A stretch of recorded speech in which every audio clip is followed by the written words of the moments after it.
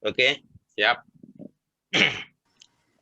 Kita mulai aja sambil menunggu juga yang lain ikut ngabuburit kita edisi khusus dari Dermaga 90. Assalamualaikum warahmatullahi wabarakatuh. Waalaikumsalam. Alhamdulillah hari ini sungguh sangat spesial di Dermaga 90 edisi ngabuburit. Ini adalah sudah edisi yang ke berapa nih? 50 berapa nih, jadi lupa nih, 61 sudah edisi yang 61. Alhamdulillah pada hari ini Pak Yadi Saem, profesor kita, beliau adalah BA72, jadi sudah senior kita, sangat senior. Hari ini beliau akan memberikan pencerahan kepada kita semua mengenai budaya agama Islam dan perilaku manusia. Jadi ini sungguh sangat spesial karena yang kita tahu, seperti yang kita tahu, Profesor Yadi Saem adalah dosen kita di Geologi ITB untuk paleontologi ya. Kalau zaman kuliah saya masih ingat tuh kuliah geser ya, geologi sejarah. Nah, itu juga dengan Pak Yadi Saem. Hari ini juga kayaknya tentang sejarah juga, tapi tentang sejarah budaya agama Islam, mungkin begitu. Nanti kalau salah mohon dikoreksi Pak Saem.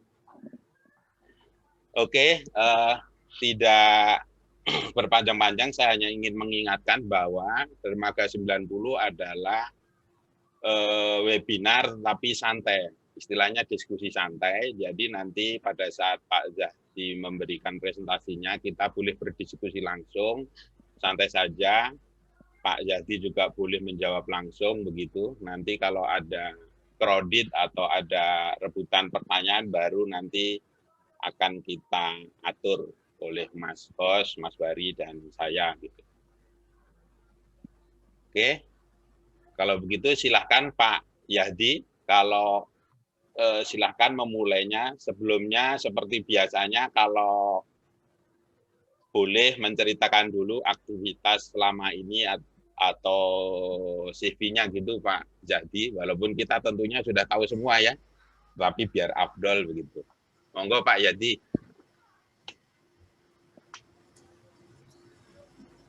Baik, tapi kalau boleh usul,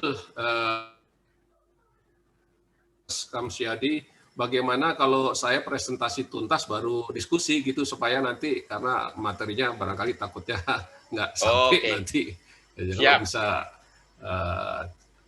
gitu ya. Oke, bisa. Boleh Pak begitu. Hanya nanti mohon ingat waktunya kira-kira 1 jam gitu ya Pak dari sekarang. Ya, insya Allah kurang. Siap. Itulah insya Allah kurang dari itu. Saya share screen dulu ya. Oh iya, oh ya, makasih. Nah, tanpa passcode. Pas sudah bisa. Itu laptop Bapak ini juga. Iya, tapi saya pakai laptop Bapak bisa. Sudah bisa dilihat? Ya. Belum Pak. Halo? Belum muncul Pak.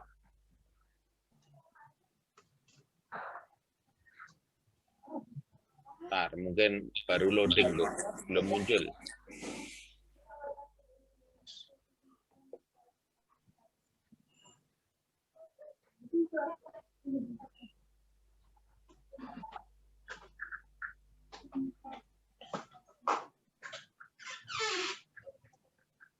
Kalau mungkin susah, kok bisa dikirim ke Pak Aswan mungkin? Pak Aswan nanti yang sebagai ini. Ya boleh Pak, boleh.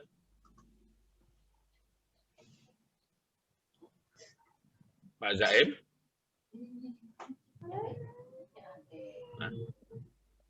Hilang ya? Pak Zaim. Oh iya, hilang ya Pak Zaim ya? Hilang. Ntar masuk lagi kali ya.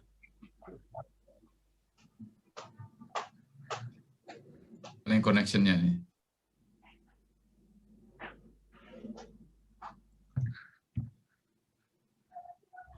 Mungkin kalau susah itu Pak Aswan bisa dibantu untuk ini. Oh ya, siap-siap nanti kalau saya terima filenya ya. Ya.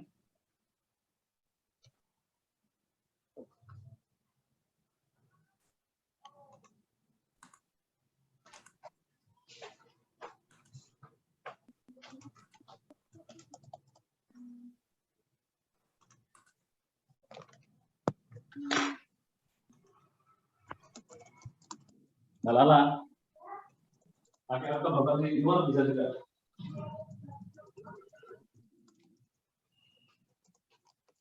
Sambil menunggu Bro Aswan, coba kasihin dulu deh.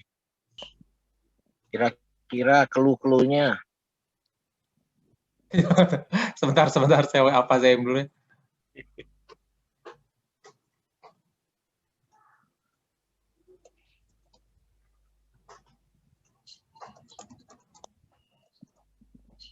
Sambil menunggu apa ingin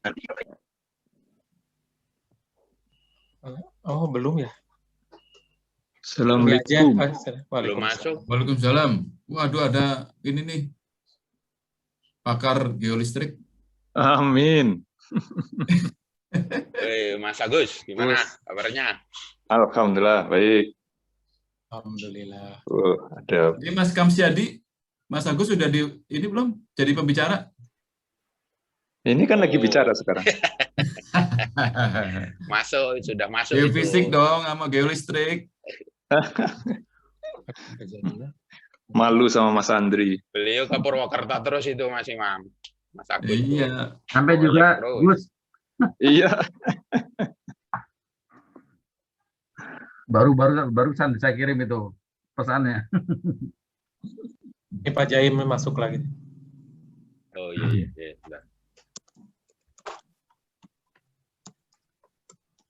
Halo, mohon maaf, ini ada gangguan teknis di tempat saya, jadi urusan lampu sempat mati sebentar begitu. Tapi sekarang lebih bagus Pak sudah. Sudah bisa ya sekarang? Siapa? Saya belum bisa share screen, ini disable masih. Bisa diizinkan share screen? Sudah Pak, sudah silakan. Oke. Baik. Sudah bisa lihat ya? Sudah Pak. Bisa Pak. Seminar itu.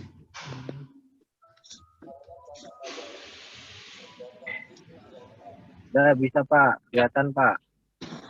Baik, bismillahirrahmanirrahim. Assalamualaikum warahmatullahi wabarakatuh. Waalaikumsalam. Alhamdulillahilladzi hadana lihada wa ma kunna linahtadiya law an hadana Allah laqad ja'at rusulu rabbina bil haqq. Alhamdulillah al-malikul haqqul mubin Muhammadur Rasulullah sadiqul wadil amin.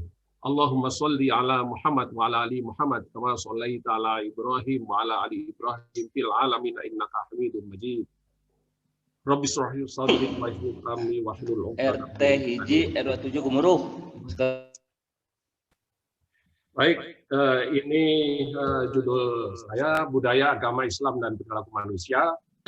Saya sudah pensiunan dari Prodi Teknik Geologi ya, dan anggota tidak tetap karena sudah tidak aktif. Kemudian saya akan awali dengan isinya adalah pendahuluan manusia, lingkungan, budaya, teknologi, yang semuanya itu merupakan peradaban.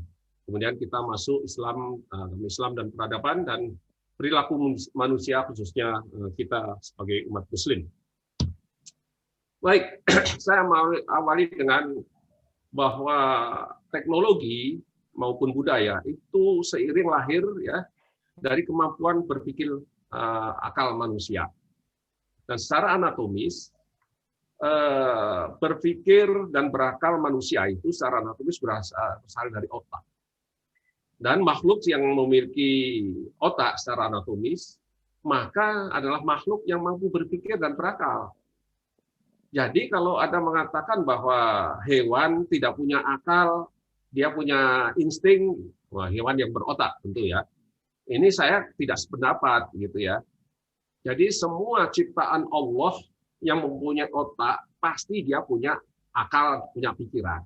Hanya akal pikiran makhluk ini tergantung dari kapasitas otak ya ciptaan Allah. Dan manusia ini diciptakan sebagai makhluk yang sangat sempurna. Jadi kita salah selama ini membandingkan akal pikiran binatang, hewan yang lahir itu dengan akal pikiran kita, ya pasti beda gitu ya. Ibaratnya HP sekarang, smartphone sekarang kita bandingkan dengan HP yang dulu diciptakan lebih awal yang hanya bisa SMS, ya pasti tidak bisa, nggak nyambung gitu ya. Jadi kita harus ingat bahwa semua ciptaan Allah yang punya otak pasti dia punya akal. Ya, burung dia bisa punya membuat sarang itu karena akalnya, dia mencari rumput-rumputan sebagai bangunan untuk rumahnya. Ya. Nah, tentu beda dengan akal kita karena kapasitas kita berbeda. Dan manusia diciptakan itu lebih lengkap.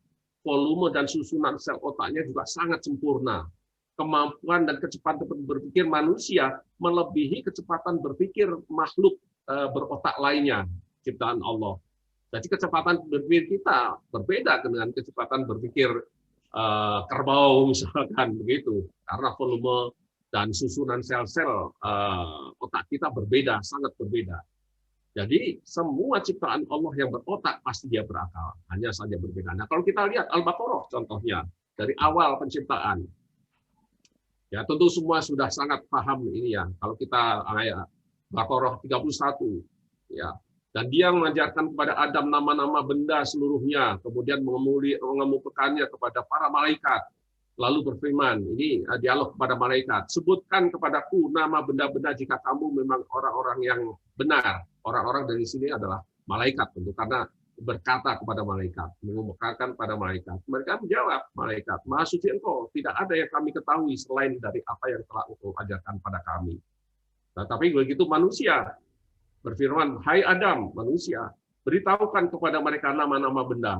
Dan Adam bisa menyebutkan satu persatu.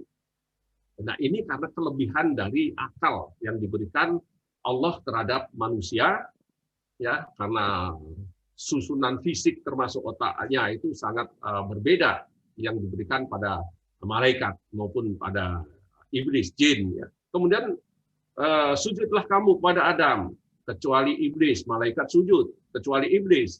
Karena kenapa iblis tidak mau? Karena merasa harkatnya lebih tinggi dari manusia, sifat takaburnya, dan dari situ dia akan mengganggu kita. Ya, saya kira ini sangat terkenal ya kita semua dulu. Tetapi ini menunjukkan ayat-ayat dalam Tiahuf Allah Subhanahu Wa Taala terhadap ciptaannya ini bahwa manusia diberi kelebihan secara fisik, ya. Maupun susunan terutama adalah akal pikirannya, karena susunan anatomi sel-sel otak kita itu lebih dari ciptaan Allah yang lainnya, dari yang makhluk yang berotak lainnya. Dalam kehidupan manusia berinteraksi dan akan menyesuaikan diri bertahan terhadap lingkungan sekitar manusia. Nah, kondisi lingkungan tersebut adalah biologis, klimatologis, dan lingkungan terhadap makhluk lainnya, yaitu habitat, ya lingkungan. Jadi kita hidup di dunia ini secara biologis karena lingkungan kita hidup di bumi ini adalah biologis, kita dipengaruhi oleh atmosferik yaitu klimatologis, dan tentu dengan masyarakat yang ada di bumi ini, masyarakat makhluk Allah yang lain, yaitu hewan yang lain maupun dan tumbuh-tumbuhan yang lainnya. Nah, kalau saya mencoba memberikan ilustrasi singkat saja dari apa yang saya ambil dari almarhum Profesor Yaakob, mantan Rektor UGM, hubungan manusia dan lingkungan dan budaya. Manusia dengan lingkungan saling berinteraksi. Manusia berpengaruh pada lingkungan fisik yaitu bumi kita, lingkungan fisik berpengaruh pada manusia. Interaksi antara manusia dan lingkungan menghasilkan budaya. Ya. Karena ciptaan manusia yang kemudian kita bisa amati dalam bentuk apapun sebagai karya manusia itu adalah unsur budaya. Pertama tentu rumah, tempat tinggal, alat, dan sebagainya. Jadi manusia berinteraksi dengan lingkungan menciptakan budaya, produknya. Dan budaya itu diciptakan oleh manusia tergantung ke kondisi lingkungannya juga. Dan ini saling interaksi. Jadi kalau kita lihat lingkaran, jadi lingkungan berpengaruh pada budaya, kemudian budaya berpengaruh pada manusia, lingkungan juga bisa berpengaruh langsung pada manusia, manusia menciptakan budaya, kemudian budaya juga dipengaruhi lingkungan dan seterusnya. Sifatnya bisa abiotis ya, yang sifatnya tidak hubungan dengan organik, yaitu berpengaruh pada fisik itu apa bumi kita, ya, lingkungan kita untuk tempat tinggal. Kemudian biotis itu terhadap hewan dan tumbuh-tumbuhan sebagai bagian dari kebutuhan kita, baik makan maupun minum, gitu ya. Dan kultural yang diciptakan oleh manusia dalam interaksi dengan lingkungan tadi. Nah, kalau saya mengambil dari Profesor R.P. Suyono, ahli arkeologi dari UI, ya, ini manusia dan lingkungan alam menghasilkan artefak, yaitu budaya, teknologi, kemudian budaya di intinya. Jadi intinya budaya melahirkan teknologi bisa berupa artefak, bisa berupa ipsefak. Perlu sebagai catatan, ini R.P. Suyono ini adalah tokoh pertama senior di arkeologi dari UI, kemudian tiga serangkai dengan almarhum Profesor Sotono dari paleontologi manusia ITB, dan dengan almarhum Profesor Yakob, ahli paleoantropologi dari UGM. Jadi tiga serangkai ini ya, three musketeers. Nah, ini teknologi di tengah. Manusia nanti dan lingkungan budaya menghasilkan teknologi yang tadi sesuai. Nah, semua teknologi yang dihasilkan manusia dan budaya, lingkungan, manusia dan seterusnya, bagaimana maknanya terhadap kehidupan? Kehidupannya terhadap makna dari kehidupan akan tidak bermakna, ya, karena akan bisa merusak sifat perilaku manusia. Meskipun menciptakan teknologi, tapi teknologinya bisa merusak. Menciptakan budaya, budayanya bisa merusak. Merusak siapa? Merusak manusia, merusak budaya sebelumnya, dan merusak teknologi sebelumnya, kemudian merusak lingkungan alam yang ada.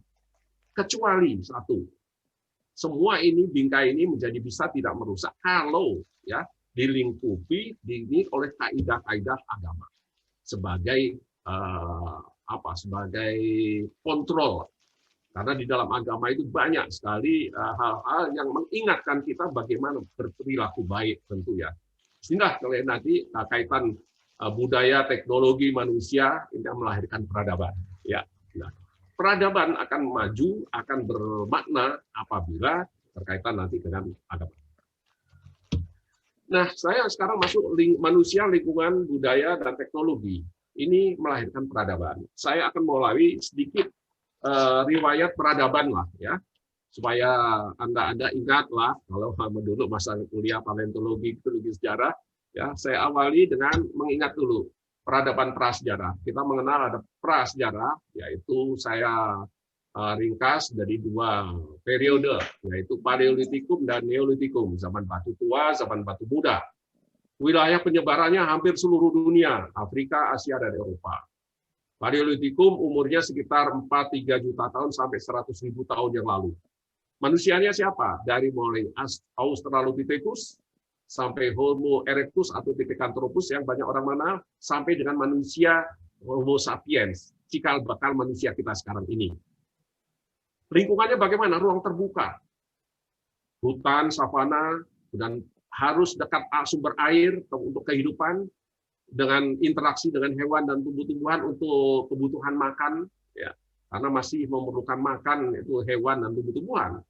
Dan kondisi klimatologis itu glasial, dingin, interglasial, yaitu masa-masa hangat, musim-musim hangat, jadi masa glasial, interglasial.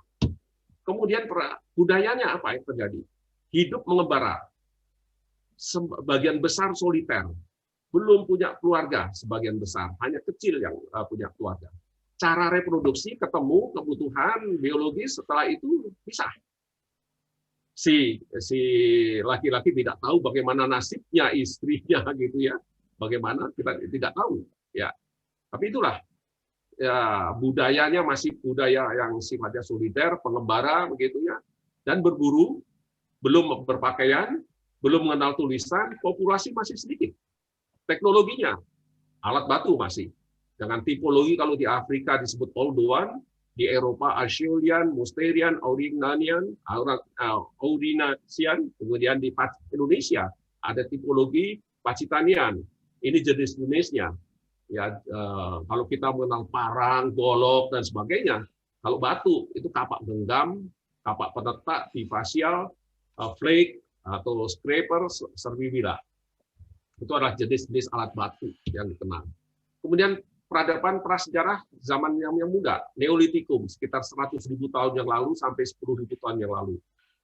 Manusianya akhir dari Homo erectus, sudah masuk ke Homo sapiens atau Homo floresiensis yang kita baru ditemukan di Flores di Indonesia sebagai spesies baru dunia. Ya, lingkungannya sudah mulai ruang tertutup, sebagian ruang terbuka. Jadi open air dan closed air, yaitu di daerah gua-gua, ceruk, masih berinteraksi lingkungan, hutan, savana, masih sumber air, hewan, tumbuh-tumbuhan. Dan mereka semuanya masih baik dengan lingkungan, tidak merusak lingkungan. Belum mengenal rokok, belum ada pabrik rokok, sehingga tidak membabat hutan. Ya, mereka hidup sangat familiar dengan hutan, sangat mencintai hutan sebagai sumber kehidupan mereka. Kemudian klimatologis, pemanasan global sudah mulai karena masa glasial terakhir 18.000 tahun yang lalu. Muka air laut kita pada 18.000 tahun yang lalu itu berada di minus 120 meter dari permukaan laut sekarang, itu di seluruh dunia. Ya, kemudian perlahan terjadi global warming, pemanasan global sampai 10.000 tahun yang lalu, jadi sekitar 8.000 tahun yang lalu terjadi proses global warming, mencapai permukaannya kurang lebih seperti sekarang ini permukaan laut. Jadi terjadi pencairan ya setelah itu. Jadi kondisi menghangat klimatologisnya. Kemudian budayanya bagaimana? Sudah mulai ada yang menetap, meskipun juga masih mengembara. Sudah berkeluarga karena hidup dalam berkelompok di dalam gua-gua atau ceruk. Sudah bercocok tanam, sudah bertani juga, sudah mengenal sebagian berpakaian dari kulit kayu, kulit binatang, dari daun, mengenal lukisan, ada gua atau ceruk, ada rock art, painting, ya, sudah mengenal api, sudah mengenal logam, populasi sudah mulai banyak. Alatnya apa saja? Alat batu, alat tulang, alat kerang, alat besi, dan perunggu. Ya, di Indonesia masih dikenal alat pacitanian yang terakhir, periode terakhir, yaitu mulai adanya anak mata panah yang sangat bagus. Kemudian kapak, ya, kapak beliung yang bagus, yang sudah sangat halus. Ya. Kemudian masa sejarah. Apa masa sejarah? Kita lihat Holosin sampai Resen sekitar 10.000 tahun yang lalu sampai Masehi. Ya. Ada bukti-bukti tertulis dari catatan sejarah, dari daun lontar, dari prasasti, dan seterusnya. Nah, ini yang sangat terkenal, ini banyak, tapi saya hanya ambil 3 saja yang sangat terkenal, yaitu Arab, ya, Jazirah Arab, kemudian Cina, kemudian Eropa. Kita kenal di sejarah Eropa dan Mediterania ada abad kuno sebelum 476 Masehi, ya. Badan geologi. Abad pertengahan, abad kejayaan Islam sekitar 750 Masehi sampai sekitar 1260-an, 58 Masehi. Kemudian zaman Renaissance Eropa di awal, kemudian abad modern, abad 15 sampai 18 meliputi abad pencerahan, revolusi industri sampai sekarang. Ya, ini perkembangan dari peradaban masa sejarah. Kita lihat Jazirah Arab. Sangat terkenal Mesopotamia. Peradaban Mesir di sekitar Sungai Nil pada 6.000 sebelum Masehi sudah dikenal cocok tanam, ya, sudah beternak, sudah sangat maju. Artinya kalau sudah bercocok tanam, beternak, sudah mengenal tadi api, sudah mengenal logam, ya, peralatan sudah semakin maju teknologinya, sudah mengenal aksara, hieroglif, ya. Kemudian mortar itu sudah digunakan, ada tembikar glasir. Berarti sudah teknologi maju sekitar 3.500 sebelum Masehi. Rumah sakit, pusat pelayanan medis sudah ada itu. Itu zaman Firaun itu sudah ada sekitar 3.000 Masehi, ya. Itu zaman keemasan pada zaman Firaun, Faraun lah. Nah, kemudian teknologi konstruksi, bangunan, piramid yang luar biasa. Ini sangat terkenal piramid itu, tidak main-main itu, ya. Karena satu potongan itu piramid terdiri dari potongan-potongan kubus kayu, batu. Nah, itu besar-besar, ukurannya 20 meter kali 20 meter itu kurang lebih. Alhamdulillah saya sempat melihat itu dengan Pak Aswan juga sana. Itu di Padahal bahan bakunya tidak ada di daerah-daerah situ, cukup jauh ya. Dan itu periode Faraun atau Firaun. Artinya periode Firaun teknologi konstruksi sudah sangat maju. Ya. Kemudian Mesopotamia pada 6.500 sampai 4.000-an lah. Ya, itu ada peradaban Sumeria dibagi atas dua periode, yaitu Ubaid pada 6.500 sampai 4.000, kemudian 4.000 sampai 3.000 itu Uruk. Daerahnya adalah Assyria, Babilonia.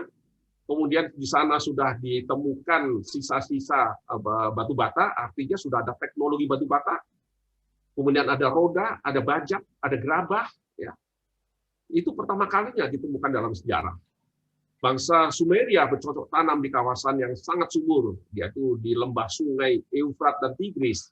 Kemudian kalau digabungkan dengan sungai Nil, maka ada disebut sebagai wilayah yang sangat subur, yang bulan sabit, yang dikenal sebagai Fertile Crescent. Ya. Sudah mengenal huruf paku, ya, cuneiform, ada batu sabak. Saya kira orang-orang lanjut usia seperti saya, gitu ya, itu masih mengenal. Saya waktu itu SR itu ya, menggunakan sekolah SR itu menggunakan sabak gitu ya. Nah, kalau di sana kemudian menggunakan hurufnya digambar dengan bulu, yaitu dengan kayu yang kemudian disebut sebagai stilo. Stilo dalam bahasa Prancis itu adalah pena atau pensil lah gitu. Nah, kalau kita lihat inilah daerah subur yang crescent fertile ini ya. Kemudian di Asia, pada Pleistocene Holocene, di Cina, itu ditemukan Homo erectus pekingensis dan Homo erectus lantianensis, yang dikenal dulu Pithecanthropus pekingensis. Ya. Itu sekitar 1,5 juta sampai 10.000 tahun yang lalu. Kebudayaan Pengtousan, 9.000 sampai 5.500 Masehi. Ada sisa-sisa beras, artinya sudah ada pertanian pada 7.000 tahun yang lalu, ya, sebelum Masehi. Situs purbakala Jiahu, ada bukti kebudayaan padi. Artinya sudah sangat mengenal teknologi pertanian. Kemudian masa 7.000 sampai 6.600 sebelum Masehi sudah mengenal suling dari bambu. Artinya sudah ada teknologi tentang musik di sini, mengenal musik dan menciptakan teknologinya. Artinya budaya ini sudah sangat maju teknologi. Dan belum lagi kertas, dulu sangat dikenal teknologi kertas di Cina. Ya. Sistem tulisan di Cina pakai piktograf. Ya. Kemudian di Damaidi, Ningxia, ukiran pada tebing. Ya, itu relief pada tebing kita kenal kalau sekarang itu adalah rock art gitu ya. Arkeologis di Sangsidui, itu peradaban zaman perunggu. Artinya sudah mengenal logam pasti. Dan ada pisau perunggu yang sangat tua yang dikenal katakan terkuno bentuknya pada 3.000 sebelum Masehi. Ya, ini kejayaan Asia diawali dari Cina memang luar biasa Cina. Kemudian di Eropa mengenal ada Paleolitik, Neolitik di Eropa, ada Homo erectus, Homo sapiens ditemukan di Prancis. Itu di gua di selatan Prancis di Gua Tutravel namanya di daerah Perpignan. Ya, kemudian ditemukan juga di Spanyol, di Jerman. Ya, umurnya sekitar Pleistocene awal sampai Holocene 1,5 juta tahun, ya, sampai 10.000 tahun yang lalu. Di Pulau Kreta ada bukti-bukti paleontologis dan arkeologis. Dihuni manusia sudah sejak 128.000 sebelum Masehi. Ya, artinya zaman Pleistocene akhir. Budayanya adalah Paleolitik. Kemudian di Yunani sudah dikenal, ya, artinya negara kota yang disebut sebagai polis. Inilah asal kata cikal bakal, asal kata politik itu dari polis, yang secara harfiah, ya, politik berasal dari polis, negara kota. Karena zaman di daerah Yunani dulu dikenal ada daerah Athena, negara kota Athena, negara kota Sparta, Korintus, Thebes, dan sebagainya. Jadi istilah politik itu muncul dari polis, yaitu negara kota, karena di situ ada pemerintahan, artinya. Ya. Peradaban modern kita mengenal awal, ya, itu revolusi industri, lahirnya industri, ya.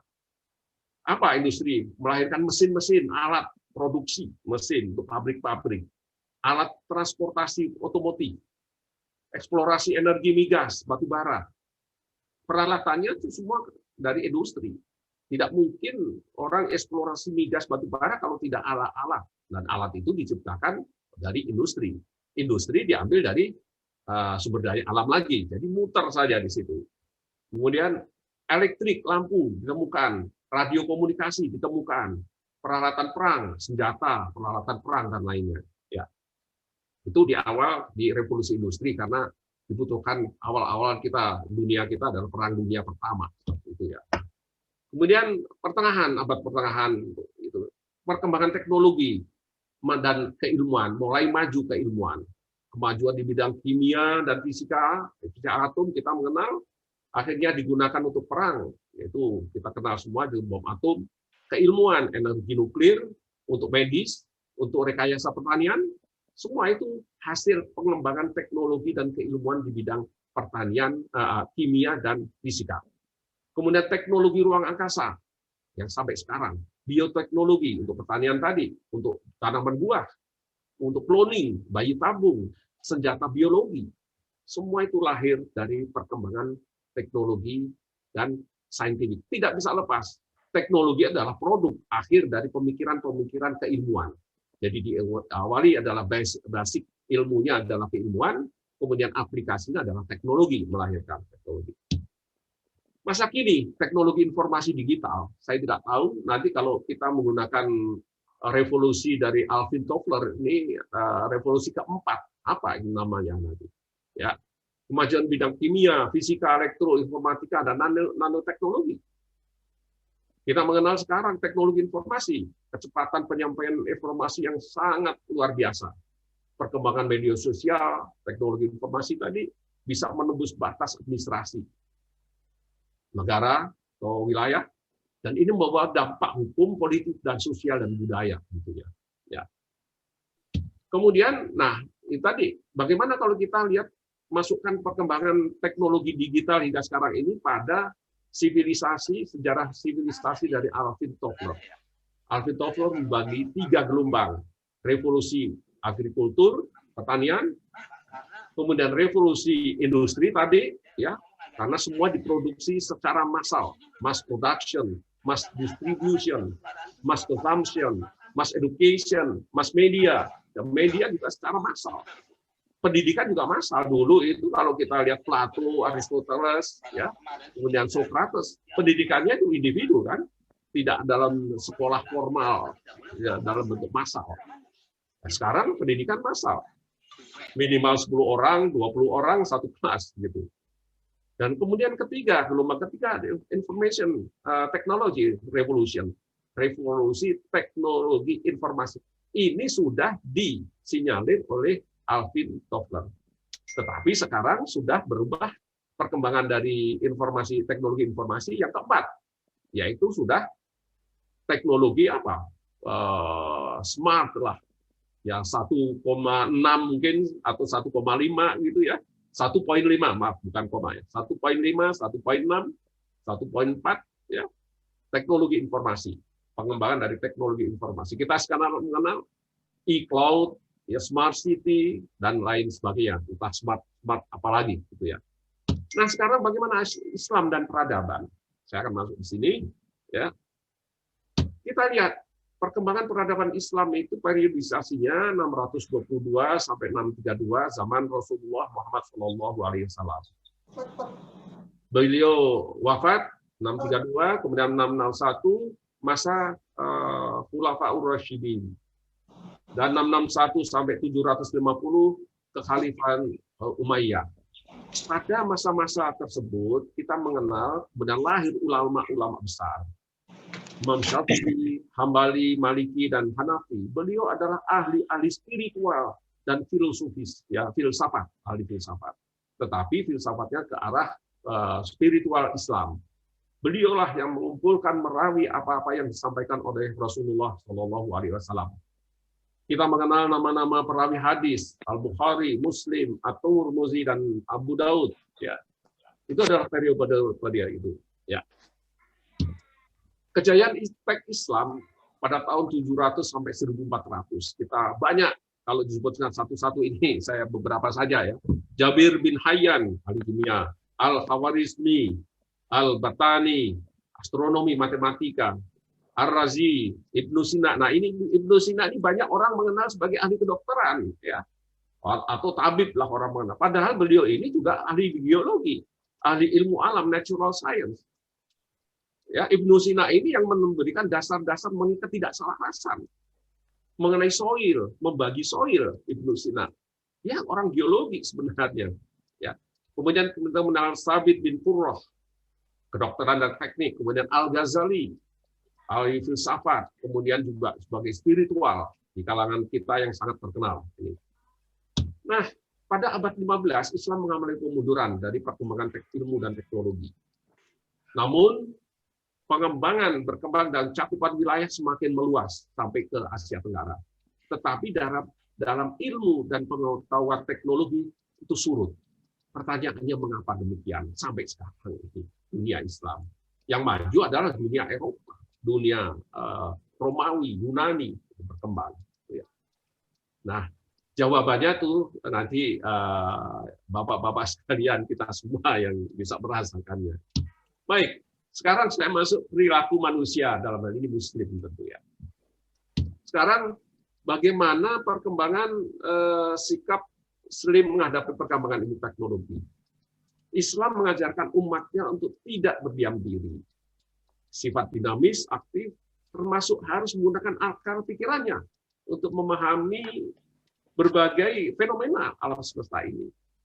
Dan itu banyak sekali perintah isyarat untuk umatnya dalam Al-Quran kita ini.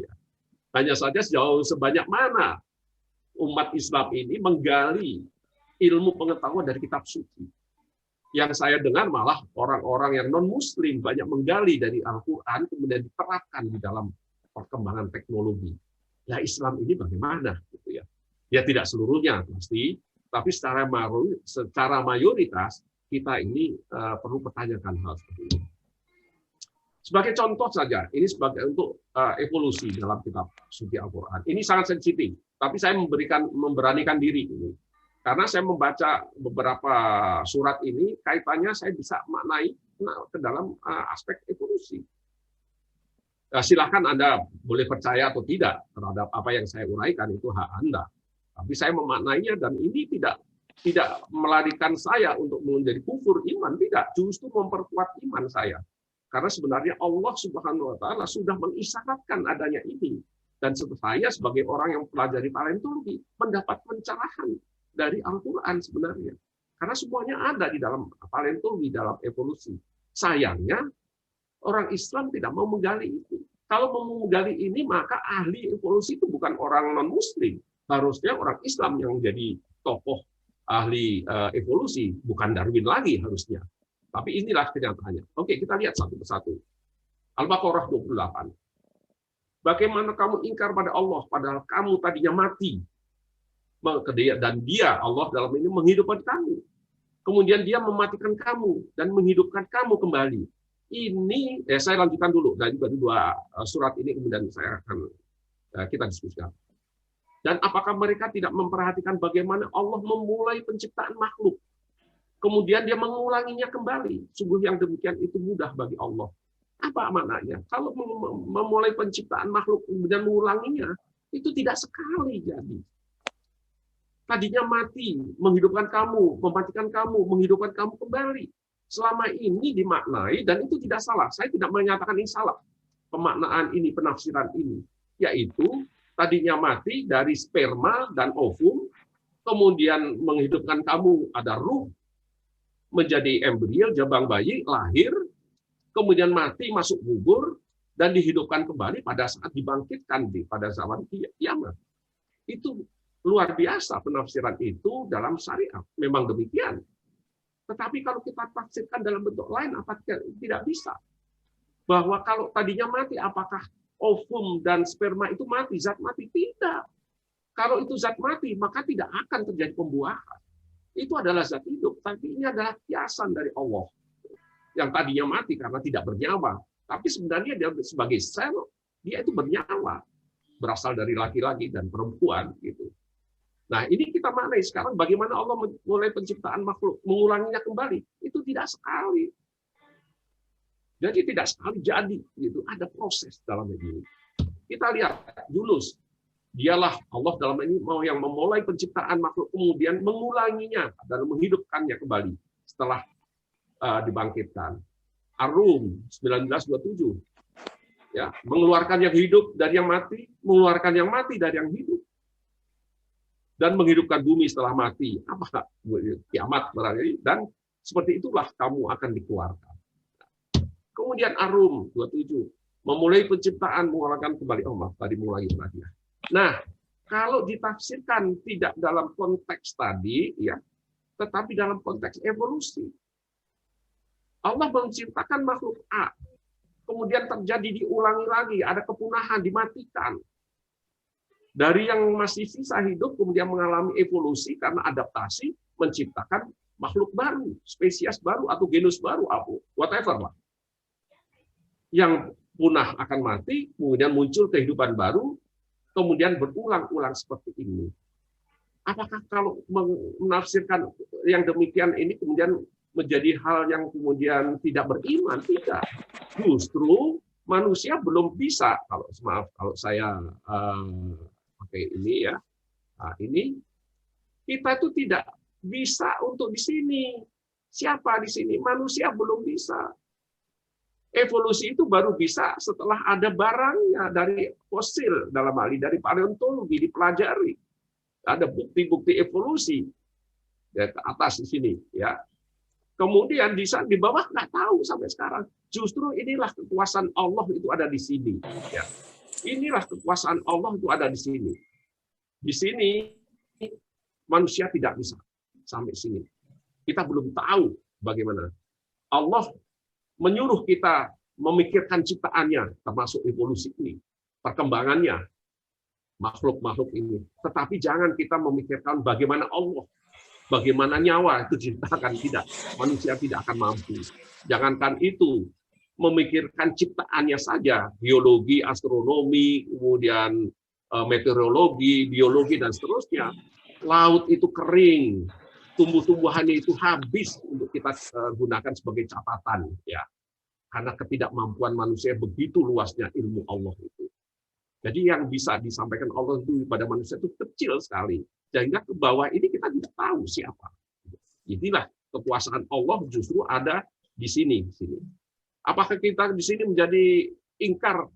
Kalau saya memahami ini memperkuat iman saya bahwa Allah telah memberikan isyarat ilmu tentang evolusi ada di dalam Al-Quran dalam ayat-ayat tadi. Ya, memulai penciptaan kemudian mengulanginya kembali. Ini memulai penciptaan. Adanya proses. Hidup, mengalami punahan, dihidupkan kembali, ada kepunahan, kemudian dihidupkan kembali. Ya, ada proses di sini. Nah, ini karena ada miskonsepsi ya, tentang evolusi. Selama ini orang menganggap bahwa manusia berasal dari kera. Darwin itu tidak pernah bilang bahwa manusia berasal dari kera. Darwin itu mengatakan manusia berkerabat dengan kera. Kalau berkerabat itu beda dengan berasal. Kalau berasal itu hubungan langsung, kalau berkerabat itu beda. Apakah kita berkerabat dengan gorila? Betul. Karena secara anatomis kita punya fisik yang mirip. Tetapi secara DNA kita tuh berbeda. Dan asalnya berbeda, tidak mungkin. Manusia, humans are not higher or more evolved than living lineage dari gorila, dan simpanse, dan seterusnya. Karena itu sampai sekarang manusia ya manusia, kera ya kera. Ya. Karena kita memang berkerabat. Dan kita tidak berasal dari mereka, dan mereka tidak berasal dari kita. Kita lihat bukti DNA.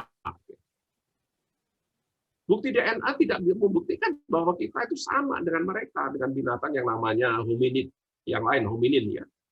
Lihat kromosom bending pattern-nya dan sequence lain DNA-nya. Itu paling hanya 20%. Kok bisa yang sama? Ya, yang dianalisis DNA itu kan protein. Ya, pasti ada yang sama dong. Jangankan dengan yang mirip-mirip dengan gorila, pongo, ya. Dengan ayam sekalipun kalau ada daging ayam di DNA dengan daging manusia pasti akan ada yang mirip gitu. Mungkin hanya satu bending pattern-nya gitu, satu kromosom. karena semuanya dari protein. Tetapi dengan sekian persen yang hanya sekian persen bukan membuktikan bahwa manusia berasal dari kera dan kera berasal dari manusia. Tidak. Dua hal yang sama sekali berbeda jalurnya gitu. Karena kita memang satu kerabat. Kalau ditanya dari mana kalau gitu asalnya? Asalnya jawaban saya. Dari mana asalnya gorila manusia? Asalnya dari Allah Subhanahu wa taala. Baik. Nah, ini semua ada di surat Ali Imran, dikatakan di sini. Dan orang-orang yang mengalami ilmunya berkata, kami beriman pada ayat-ayat yang mutasyabihat, ayat yang betul-betul tidak bisa dibantah. Semuanya dari sisi Tuhan kami dan tidak dapat mengambil pelajaran melainkan orang-orang yang berakal. Nah, akal itu dari mana? Ilmu. Karena kita mampu berpikir. Karena mampu berpikir dengan otak kita yang diberi kesempurnaan otak kita dibandingkan makhluk kita Allah yang lain, maka kita punya ilmu untuk memikirkannya. Ya. Nah, kita lihat dan perumpamaan-perumpamaan ini kami buatkan untuk manusia dan tiada yang memahami kecuali orang-orang yang berilmu, kembali lagi berilmu. Allah menciptakan langit dan bumi dengan hak. Sesungguhnya pada yang demikian terdapat tanda kekuasaan Allah bagi orang-orang mukmin yang beriman. Orang mukmin yang beriman pasti berilmu, harus berilmu. Dan ini mengindikasikan adanya ilmu yang kaitan dengan secara ilmu adalah astronomi dan geologi di sini. Nah, kalau saya ingin tanya, bagaimana dengan pembagian bulan dalam 1 tahun? Bulan dalam 1 tahun itu 12 bulan. Ada yang tahu barangkali? Cepat saja kalau ada yang menjawab, barangkali Mas Kamsiadi. Dari mana angka 12 bulan ini ditentukan? Mas Kamsiadi barangkali bisa jawab. Oke, silakan. Dari mana kira-kira? 12 bulan ini ya Pak ya? Betul, 1 tahun 12 bulan. Dari mana itu? Kok bisa angka 12? Ini kayaknya perlu minta bantuan rekan-rekan ini, Pak. Oke. Apa aja singkat saya, karena saya ingin ini betapa hebatnya itu Islam di dalam ini. Ya. Ada di Al-Quran ya Pak Jadi ya? Kalau selama ini kalau saya pertanyakan ke kuliah, ke teman-teman, selalu jawabnya karena hasil astronomi. Betul. Teman-teman astronomi, tapi jangan lupa di At-Taubah ayat 36 itu sudah sangat empirik Allah menyebutkan itu. Jadi angka 12 itu bukan manusia. Itu Allah yang membagi. Jangan ragu.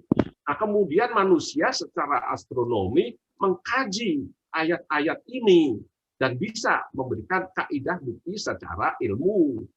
Nah, demikian pula mengapa yang sudah diisyaratkan di dalam evolusi tadi kita tidak pikirkan. Kalau ayat-ayat yang mengisyaratkan evolusi tadi kita pikirkan umat Islam, maka yang menghasilkan rumusan evolusi bukan Charles Darwin, tetapi umat Islam dengan penuh keimanan karena berlandaskan dari Al-Quran. Itu poinnya. Lihat di sini dikatakan, sesungguhnya bilangan bulan pada sisi Allah ialah 12 bulan dalam ketetapan Allah waktu Dia menciptakan langit dan bumi, di antaranya ada 4 bulan yang haram, yang diharamkan, yaitu Zulkaidah, Zulhijjah, Muharram, dan Safar. Dan ini oleh kultur kita, itu sampai diterapkan itu. Nggak boleh ada pernikahan di bulan Muharram, misalkan nggak boleh ada pernikahan bulan Safar. Jadi, jadi syirik. Padahal nggak bolehnya bukan nggak boleh ada pernikahan. Bulan-bulan itu kita diharamkan untuk berperang. Karena istilahnya selama itu ada perperangan, kita disuruh gencatan senjata untuk mengikat pada Allah. Ya, untuk menghayati kehidupan. Mengapa harus berperang? Mengapa tidak damai? Harusnya begitu, ya. Tetapi dimaknai di kalangan kultur kita di Jawa, di Sunda, wah kalau bulan Safar jangan ada perjalanan gitu ya. Kalau bulan Safar jangan menikahkan, wah cari bulan yang baik. Nah, itu menjadi cenderung ke arah syirik gitu nantinya, ya. Dan ini ada di Quran itu. Angka 12 adalah angka empirik dari Al-Qur'an. Tidak bisa dibantah. Baik, nah kalau kita kaitkan dengan ayat-ayat kauniyah, ini saya lihat ada kawan saya namanya Profesor Heri Haryono. Ini sangat luar biasa. Beliau ini sering memberikan tausiah yang berkaitan dengan ayat-ayat kauniyah. Ini di Ar-Rahman ada kaitannya dengan penerbangan antariksa. Ya. yang di ayat 33, kemudian mining, kepada kamu, jin dan manusia dilepaskan nyala, api, dan cairan tembaga, maka kamu tidak dapat menyelamatkan diri. Kalau ada kata-kata cairan tembaga, itu pasti metalurgi lah. Tetapi untuk mendapatkan tembaga, itu harus mining, itu harus pertambangan. Di sini ada ilmu tentang pertambangan, ya, ada tentang metalurgis di sini. Kemudian apabila langit terbelah dan menjadi merah mawar seperti kilapan minyak, ini astronomi, ini teman-teman astronomi bisa mengkaji hal ini.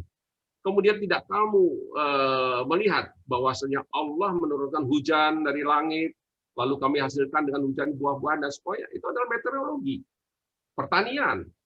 Kemudian di antara gunung-gunung ada garis putih dan merah, beraneka macam warnanya. Itu astronomi dan geologi. Ya, itu ada apa itu? Pelangi, ya. Kemudian dan demikian pula di antara manusia dan binatang-binatang melata dan binatang-binatang ternak, itu peternakan. Kemudian biologi aspek di sini. Jadi luar biasa. Nah, sekarang bagaimana umat Islam akan berinteraksi dengan budaya dan teknologi? Bagaimana sikap dan pandangan kita terhadap hal tersebut? Bagaimana perilaku manusia Muslim ya dalam menggunakan teknologi peradaban ini? Ya, saya kira semua ibu dan bapak sekalian sangat pahamlah bahwa perilaku manusia dalam kehidupannya itu ada beberapa hal. Pertama, sekuler, sikap percaya agama, tetapi memisahkan kehidupan agama dan kehidupan sehari-hari, ya, duniawi. Ya. Kemudian kafir, tidak percaya pada Tuhan, khususnya kalau Islam kita tidak kafir dalam istilah Islam. Itu memberikan paradigma sosial yang kemudian bahkan cenderung lari pada paradigma kufur yang tidak percaya pada Tuhan, yaitu ateis, ya.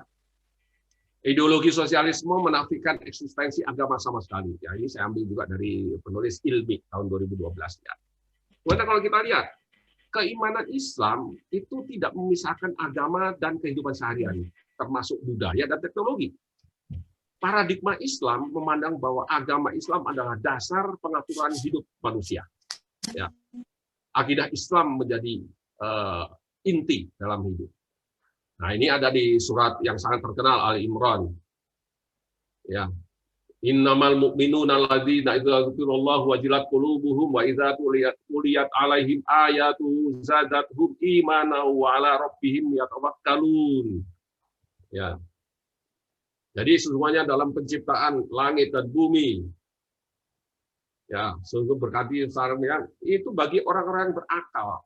Dan agama Islam itu sebagai dasar segala pengetahuan dari Islam Muslim kita. Tidak bisa lepas dari agama.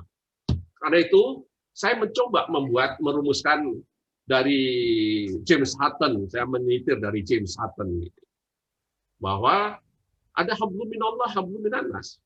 James Hutton itu the present is key to the past. Kalau orang futurolog, orang lingkungan, the present is key to the future. Jadi kerusakan yang hari ini yang terjadi saat ini akan mempengaruhi masa yang akan datang. Orang futurolog begitu. The present is key to the future. Nah, di Islam juga ada ini. The present is key to the future. The present-nya siapa? Dunia, kehidupan kita dunia. The future-nya ukhrawi, akhirat nanti.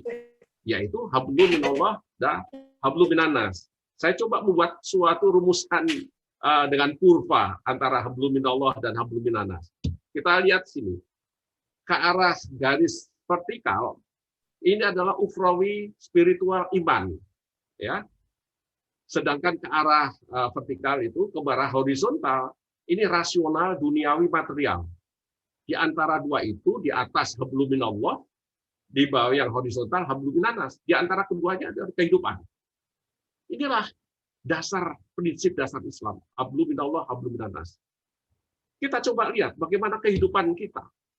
Kalau kehidupan kita lebih banyak rasional duniawi material, hablum minannas, yang terjadi sedangkan hal ukhrawi spiritual imannya itu boleh dibilang tidak ada atau sedikit, maka yang terjadi adalah hanya memikirkan dunia, kaya material, kalau berhasil. Kalau di dunia pun sudah miskin, tetapi tidak beriman, tidak berini, sudah miskin material, miskin spiritual. Jadi miskin iman dan miskin hati di sini. Nah, bagaimana yang baik? Apakah ini baik? Ini lumayan dari aspek ukhrawi, iman kuat, ya, spiritual bagus, hablum minallah bagus, tapi hablum minannasnya jelek. Rasional, duniawi, materialnya jelek. Ini kurang gaul nantinya, ya. Di masjid terus nggak mau tahu dengan lingkungan. Ini hanya memikirkan akhirat. Kaya spiritual, miskin dunia, miskin wawasan, dan miskin material jadinya. Apakah Islam menghendaki demikian? Pasti tidak. Bagaimana yang dikehendaki? Yang dikehendaki Islam, hablum minallah wa hablum minannas adalah keseimbangan. Keseimbangan duniawi dan ukhrawi, karena ini adalah konsep dasar Islam, hablum minallah, hablum minannas. Kaya spiritual, seimbang dengan kaya material untuk mencapai jannatun naim pada akhirnya kita nanti. Ya. Dan tentu kita harus menghindari hal-hal yang bisa menjadi erosi dalam keimanan kita. Seperti ini, kita sudah mencapai puncaknya, kemudian turun ke bawah. Yang terjadi adalah kemurtatan. Puncak keimanan kita sudah capai, kemudian ada erosi keimanan, karena mengejar dunia, dan sebagainya, akhirnya kita turun, drop menjadi murtad. Contohnya sudah ada Abdullah Al-Qasimi di Saudi Arabia. Luar biasa dia orang tadinya, sampai mencapai puncak. Kemudian apa yang terjadi? Pemikirannya berubah, berbalik. Akhirnya dia mati pun ya wafat dengan murtad. Jadi tidak percaya pada Tuhan, apalagi pada Allah. Dan tentu ini yang tidak kita inginkan. Ini masih lebih bagus kalau yang terjadi seperti ini. Dari orang yang tadinya hanya mengejar dunia, tidak tahu apa itu iman, kemudian dia mendapat hidayah. Dan pada akhirnya inilah yang didapatkan mereka yang mendapat hidayah. Dan tentu kalau untuk kita, tentu kita inginkan yang ini. Tidak akan mengalami baik yang drop menjadi murtad atau perlu hidayah, karena kita sejak lahir insya Allah dari turunan kita, dari keluarga kita sudah diberi hidayah, tuntunan melalui orang tua kita, melalui lingkungan lewat Rasulullah Shallallahu Alaihi Wasallam. Baik, nah terakhir dari ini kita mengingat ada doa, ya. Ya Tuhanku, tambahkanlah kepadaku ilmu pengetahuan. Rabbi zidni ilma, dan sering sekali ditambah warzuqni fahma. Kita masih perlu tambahan ilmu. Kita masih perlu tambahan rezeki, tapi rezeki yang bagaimana? Ilmu yang bagaimana? Semuanya adalah ilmu dan rezeki yang hablum minallah wa hablum minannas. Yang supaya kita bisa mencapai jannatun naim, ya. Dan ini tidak bisa kita berhenti, ya, karena kalau kita berhenti takutnya kita ada erosi keimanan, naudzubillah bisa menjadi murtadin, naudzubillah min dzalik, ya. Di agama Islam kita semua mengenal ada pemeringkatan. Ini kemarin saya sampaikan di pemeringkatan ketika saya memberikan di fakultas, gitu ya. Ini dari biologi pasti apa. Tapi ini perlu saya sampaikan pada ibu dan bapak sekalian. Di dalam Islam kita diawali dengan sebagai seorang Muslim. Kita cukup Muslim KTP atau Muslim yang bagaimana? Dan tentu tidak ingin kita Muslim KTP. Muslim yang penuh dengan keimanan. Muslim yang mengimani apa yang disampaikan oleh Rasulullah, mengimani Quran dan hadis, dan perilaku-perilaku akhlakul karimah dari Rasulullah. Dan untuk itulah supaya kita menjadi mukmin, supaya beriman, maka tingkatan kita menjadi mukmin. Tetapi keimanan kita harus dengan yang baik, yang benar. Karena kita percaya pada Allah, tapi masih percaya pada kubur, masih percaya pada pohon-pohon, masih percaya pada dukun, maka keimanan kita ini adalah keimanan yang tidak baik. Itu menuju kepada syirik malah, dan belum lagi yang lain. Maka perlu keimanan yang benar, cara iman yang benar, maka supaya kita menjadi muhsin. Nah, muhsin kita sudah benar, tetapi kita tidak ikhlas. Bagaimana kita ikhlas bahwa ada surga, ada neraka, ada hari kemudian kita masih mempertanyakan, benar nggak sih ada surga, ada hari kemudian, betul nggak? Berarti kita tidak ikhlas di dalam keimanan kita, meskipun kita dengan benar meyakini, mengimaninya. Tetapi masih kita tidak ikhlas karena masih mempertanyakan qadarullah, masih mempertanyakan soal takdir, soal larangan, misalnya haram, halal misalkan. Maka kita perlu keikhlasan untuk melahirkan mukhlis. Dan kalau kita sudah mukmin, sudah dengan cara yang baik dan yang ikhlas, maka yang terakhir kita menjadi seorang yang muttaqin. Inilah tujuan kita, ya. Baik, Ibu dan Bapak sekalian, semoga seluruh amal ibadah kita dalam bentuk apapun, khususnya dalam bulan Ramadan ini, mendapat maghfirah serta diberkahi Allah Subhanahu wa taala, Tuhan yang Maha Esa, dan kita selalu dalam limpahan rezeki, sehat, sisa umur yang barokah dan manfaat. Dan saya ini adalah referensi yang pakai. Terima kasih untuk para alumni GIA 90 yang telah mengundang saya, memberikan kesempatan saya untuk menyampaikan sesuatu yang sangat kecil yang saya bisa mampu sampaikan. Dan tentu penyelenggara webinar GIA 90 ini, Assalamualaikum warahmatullahi wabarakatuh. Semoga tidak melebihi. Waalaikumsalam. Waalaikumsalam warahmatullahi wabarakatuh. Hebat Pak Jaim. Terima kasih, Prof. Terima kasih Pak Jaim. Waktunya sangat tepat alokasinya. Assalamualaikum warahmatullahi wabarakatuh. Kita masih bisa ada waktu Q&A sekitar 30 menit atau lebih nih, tergantung lokasi kita di mana ya. Jadi tadi pemaparannya sungguh sangat detail, fokus gitu ke mengarah ke agama kita, yaitu agama Islam. Dan ya. Ini ada Profesor Heri Haryono, nih angkatan saya, dia 72. Nanti kalau ada pertanyaan saya nggak bisa jawab, beliau akan jawab. Wajib hukumnya. Ya. Nanya, Pak Jadi. Oh ya, siap. Jadi kita akan buka sesi pertanyaannya sekarang, dan sudah ada yang resign ini Mas Imam Haryanto.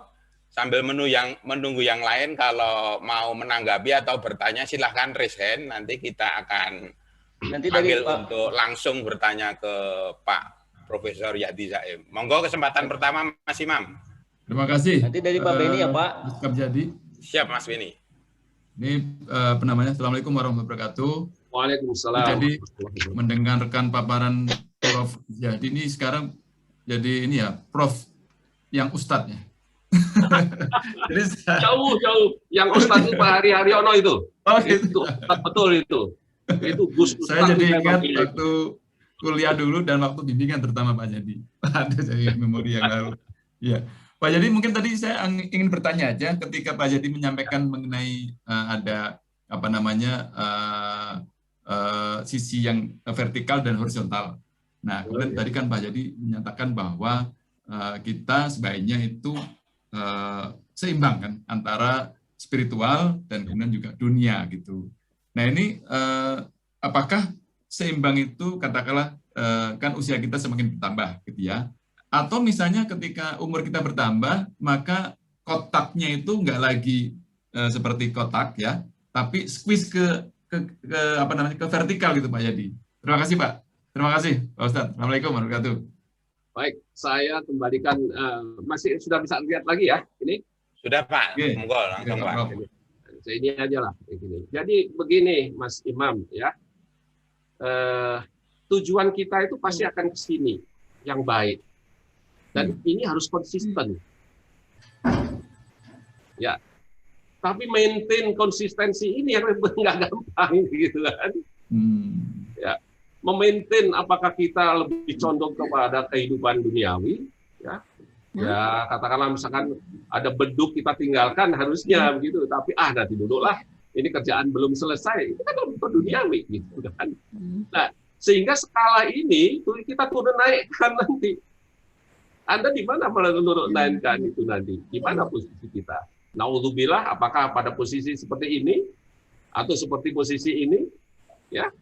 Tergantung daripada kita sendiri nanti ini. Nah, karena begini, padannya kalau dalam geologi ya, itu kan time and space. Kalau geologi itu time itu vertikal, tidak horizontal. Ingat superposisi. Superposisi itu kalau kita meletakkan buku di atas meja itu vertikal time-nya.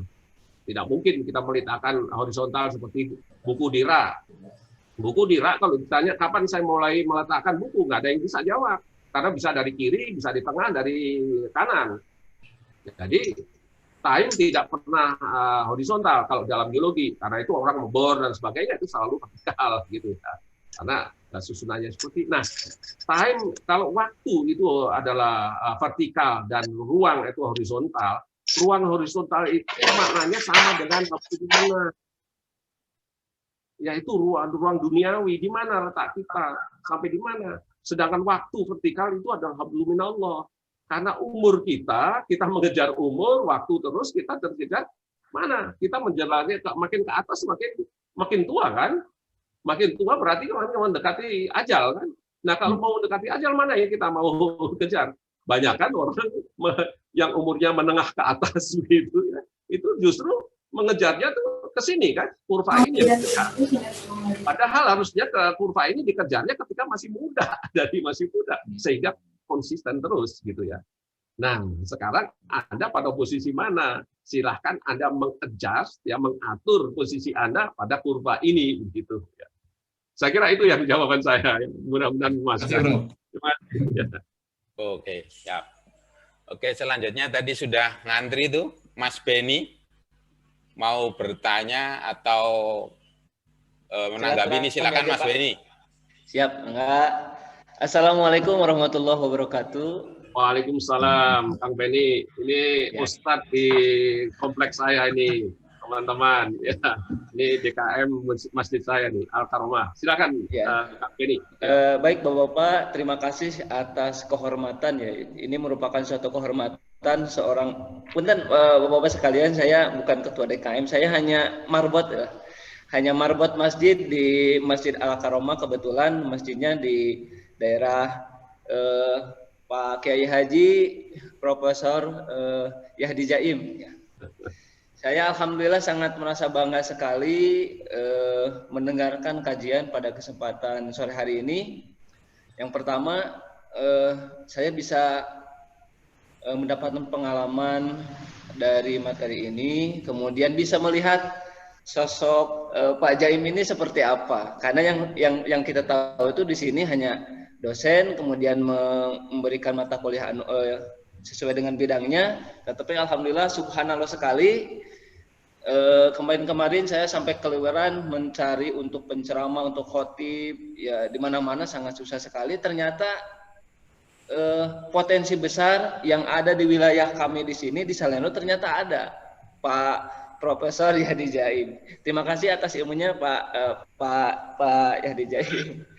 Kemudian yang kedua, Pak, mohon maaf, tadi waktu di awal pemaparan saya kebetulan sedang menerima ini Pak sedang menunggu stand zakat di Masjid Al-Karomah, jadi sedikit memang materi mungkin agak terasa kurang fokus saya mendengarkan mengenai konsep akal, Pak Haji.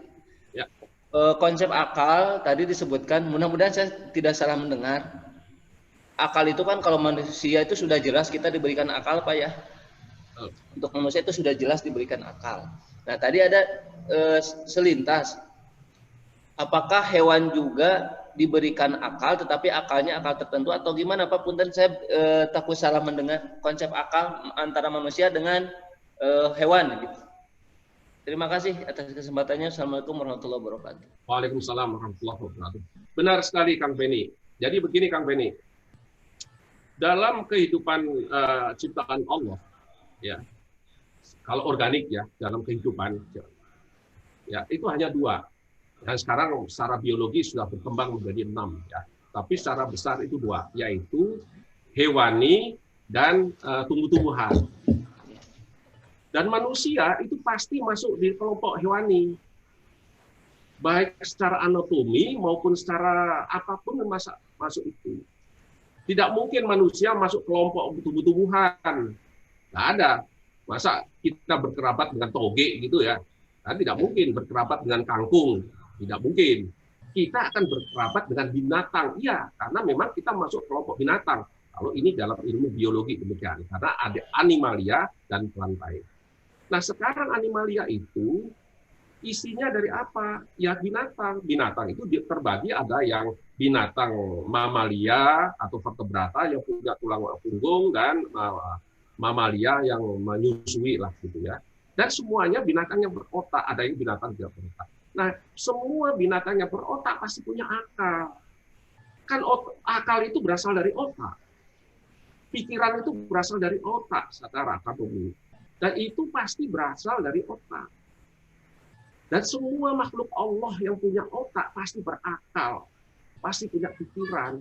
Selama ini kita salah karena membandingkan akal binatang yang lain dengan akal kita.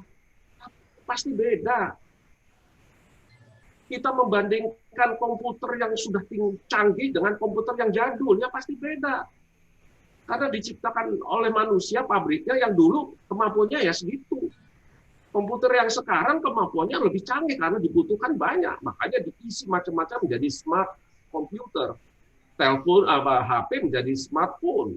Tidak bisa kita bandingkan. Kita salah membandingkan akal kita dengan akal binatang yang lainnya. Kapasitornya berbeda. Sel-sel kapasitas di otak kita itu beda dengan sel-sel di otak di kapasitas di binatang yang lain. Sekarang burung beo kita bisa ajari kok. Kita bisa rekam memorinya dengan sialan lu sampai kocek. Kalau ada tamu, dia ngomong sialan lu ke tamu. Itu kan karena kemampuan otak, memori, ya, akalnya merekam. Itu volumenya kecil, tetapi dia tetap punya akal. Coba kita disuruh membuat sarang burung manyar yang bagus, bisa tidak kita? Tidak bisa. Tetapi Allah memberikan otak burung manyar itu dengan akalnya membuat rumah burung itu. Lalu kita bandingkan akal dia dengan akal kita, beda. Kemudian karena beda, karena dia tidak bisa membuat rumah sebesar kita itu, kemudian kita klaim bahwa dia itu tidak punya akal, dia hanya punya naluri. Tidak. Kenapa naluri? Dia punya akal untuk cari rumahnya, dia cari daun. Kenapa tidak daun lebar? Karena tidak kuat. Itu akal. Dia cari ranting-ranting kecil-kecil, daun-daun padi yang kecil-kecil untuk menyusun rumahnya. Itu adalah kemampuan pikir burung untuk mencari bahan bangunan rumahnya. Bukan insting saja, tapi akal. Allah memberikan akal sedemikian hanya segitu untuk burung. Allah memberikan akal kuda hanya segitu. Tapi Allah memberikan akal pada manusia lebih dari semua binatang yang lain, karena sel-sel otak kita itu lebih sempurna, diciptakan lebih sempurna. Dalam dialog di Al-Baqarah sudah jelas, kita saja juga sempurna dibandingkan jin atau iblis dengan malaikat, apalagi dengan makhluk yang lain. Jadi itu Pak Kang Beni, ya. Jadi kita memang sama, binatang juga punya akal. Tapi jangan kita bandingkan akalnya binatang dengan akal kita. Pasti beda, karena kapasitor dari memori akal otak itu kan seperti komputer. Ada RAM, ada memori, yang kapasitasnya itu beda-beda. Tidak bisa kita samakan. Kalau kita dilatih bersama anjing pelacak aja beda kok. Jangan bicara, karena dia sensitif penciumannya. Ya itu karena mekanisme akal yang ditransformasi dari otak ke penciuman atau penciuman ke otak itu berbeda dengan kemampuan manusia, penciuman manusia.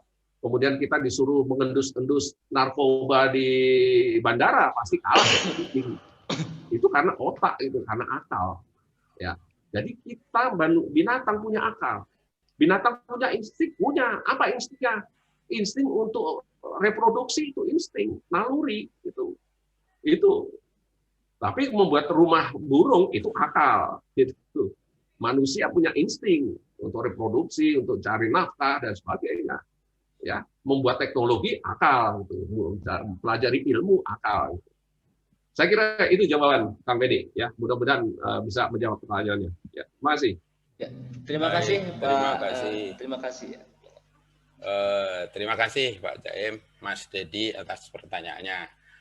Untuk berikutnya sudah ngantri ini Mas Dedi Irawan ini sudah mau bertanya. Tapi sebelumnya saya pengen menyapa senior-senior dulu nih. Tadi ada Pak Harjoni Harun, ada Pak Heri ada Pak Sujatmiko. Monggo Pak kalau mau menanggapi dan juga semuanya silahkan. Setelah Mas Dedi Irawan ini. Silahkan Mas Dedi Irawan. Oke, Assalamualaikum warahmatullahi wabarakatuh. Selamat sore, Prof. Zaim. Mungkin masih ingat saya Pak? Masih lah. Udah 25 tahun nggak ketemu Pak. Ini satu pertanyaan mungkin Pak Zaim. Tadi saya juga baru tahu kalau level daripada Muslim itu sampai ke mukhlisin itu, mukhlisin adalah yang paling tinggi. Mungkin di kehidupan saya sering juga ketemu, tapi dia langsung menamakan dirinya terhadap ya mungkin contoh-contohnya adalah kayak seperti mukhlisin tadi. Ya. Tetapi dalam keseharian yang saya lihat orangnya tidak seperti itu.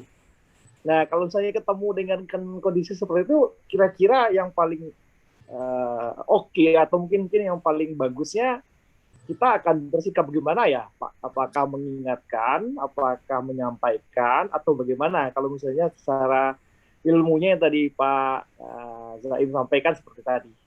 Terima kasih Pak. Assalamualaikum warahmatullahi wabarakatuh. Waalaikumsalam warahmatullahi wabarakatuh. Terima kasih Mas Dedi. Ya, kewajiban seorang Muslim terhadap Muslim yang lain itu ya saling mengingatkan ya. Kan ada ungkapan innamal mu'minuna ikhwah. Sama-sama mukmin itu adalah bersaudara. Ya. Hanya saja teknik menyampaikannya itu bagaimana? Nah itu yang penting. Kan tidak mungkin begitu melihat ada tetangga kita atau saudara kita yang tidak ihsan dan tidak benar caranya gitu ya. Kemudian kita tegur, kita toel, nggak benar lu gitu, nggak benar gitu ya. Iya. Ya. Nah teknik-teknik penyampaiannya ini yang bermacam-macam. Bisa melalui ya mungkin katakanlah tausiah atau mungkin melalui apalah gitu ya. Ya saya tidak tahu persisnya bagaimana teknik yang tepat begitu ya. Tetapi menyampaikan itu suatu kewajiban. Ada suatu kesalahan harus kita sampaikan untuk memperbaikinya. Hanya saja tekniknya itu masing-masing orang mempunyai cara tersendiri-sendiri karena tergantung sikonnya. Situasi orang itu, karakter orang itu, kemudian ya macam-macam lah gitu ya. Jangan mentang-mentang dulu itu karena teman dekat, sahabat yang sangat dekat, kemudian ketika ketemu langsung kita tegur begini, jangan begini-begini, padahal kondisinya lagi bete, karena begitu ya, atau lagi apa begitu ya, tentu tidak pas lah. Nah, terus terang saya tidak tahu teknik yang tepatnya, Mas Dedi. Itu masing-masing orang punya cara. Kemudian masing-masing orang itu punya situasinya, orang yang ingin kita sayang. Saya kira itu jawabannya, mungkin dari yang lain bisa menambahkan, silakan. Terima kasih. Ya, terima kasih Pak Zaim. Oke, terima kasih. Rekan-rekan semua, saya buka satu lagi pertanyaan atau tanggapan. Setelah itu, setelah Pak Zaim menjawab, kita akan foto bersama. Jadi siap-siap untuk mengaktifkan videonya. Silahkan bagi yang ingin bertanya atau menanggapi. Boleh saya, Pak? Silahkan Mas Bongki Saiful. Ya, terima kasih banyak, Pak.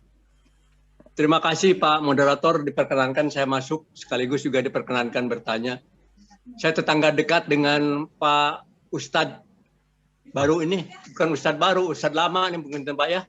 Saya melihat kajiannya begitu hebat. Setuju, Pak Bongki setuju.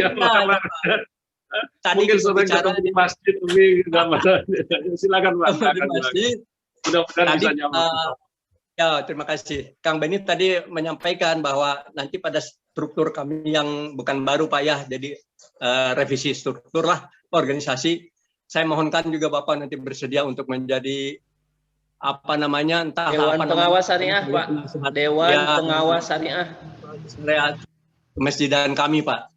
Insyaallah. Menarik Dewan Syariah masjid di kami Pak ya. Ya, pengawas syariah Pak ya. Dan saya kira tidak terlalu itu juga sudah sangat cukup Pak. Masalah akal dan beberapa kali akal itu kita pembicarakan itu, dan berapa kali juga di dalam Al-Qur'an saya lihat ada akal Pak ya. Selalu Al-Qur'an mengajak kita untuk berakal sehat. Nah, kaitannya dengan keimanan ini seperti apa, barangkali nanti ada jawaban dari Bapak atau mungkin kajian khusus. Karena masalahnya ada orang yang berakal tapi tidak sehat. Nah, ini sindiran dari Al-Quran atau memang pernyataan yang saklek dari Al-Quran. Sehingga sudah aku apakah kau tidak melihat ke seluruh dunia ini berjalanlah kau ke seluruh dunia, berapa bangsa, berapa umat yang kami binasakan, apakah engkau juga masih tidak menggunakan akal sehat? Nah ini Pak, jadi ungkapan tidak hanya akal tapi akal yang sehat sehingga mencapai keimanan. Begitu Pak Kiai Profesor, saya kira kaitannya bagaimana dengan keimanan kita supaya meningkatkan juga kepada tingkat yang tadi minusri dan mutakin. Dan selanjutnya mohon Pak Beni dicatat, mohon disiapkan permohonan kita untuk meminta kepada beliau mengisi ceramah pada setiap bulan. Ini saya kira tidak berlibat untuk itu, mudah-mudahan bersedia. Hatur nuhun Pak Jaim. Siap Pak, tanpa disuruh sudah saya catat, sudah saya agendakan. Terima kasih Pak Bongki. Pak Bongki, sebenarnya saya itu pada periode Pak almarhum Pak Wahyu Momon.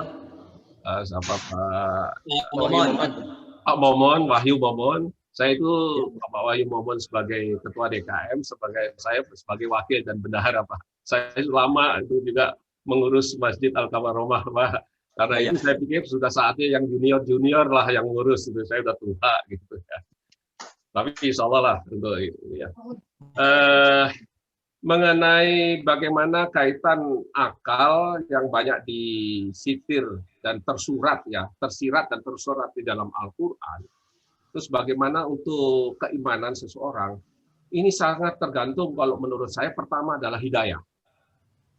Banyak orang yang dikasih akal, ya, non-muslim maupun muslim sendiri, ya, sudah dikasih akal, Islam lagi muslim, tetapi dia masih setengah hati untuk mempercayai, mengimani apa yang diberikan oleh Allah lewat Rasulullah. Dan ini semua kembali pada hidayah. Karena begini, kalau kami ya, saya kira teman-teman yang mayoritas ada di sini geologi pasti mengamini, ya, mengimani bahwa yang namanya gunung api itu bisa dipelajari secara akal. Dan itu sudah bisa dirumuskan. Tetapi di balik itu sampai sekarang ya, ada yang namanya gempa itu bisa diimani secara akal.